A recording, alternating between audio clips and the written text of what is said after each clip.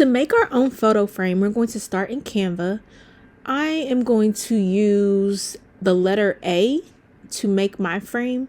You can use any sort of shape that you want. So if you wanted the shape of a butterfly, any kind of solid shape, you can use.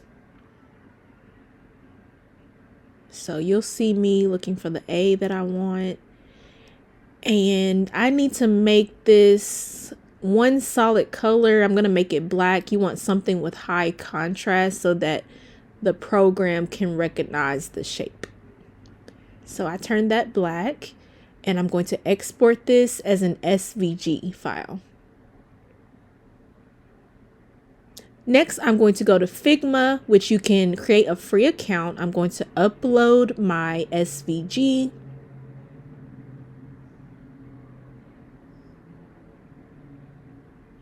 Once I upload my SVG, I'm going to get rid of all of the layers behind the SVG. I just need the A shape.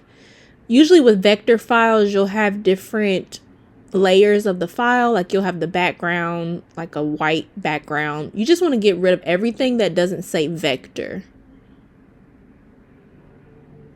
So I'm moving the vector portion all the way to the top and just deleting everything below it.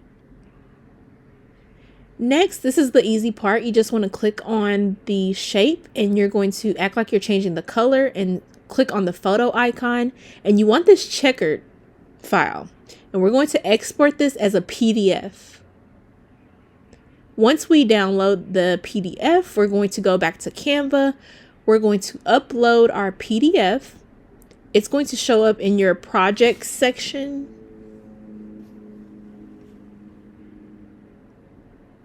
So you're going to click on that little folder that's loading there, and you're going to upload your PDF file.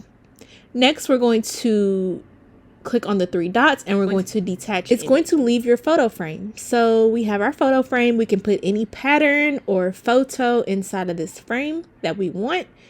If you all have any questions, I will be happy to answer them. Leave them in the comment section below.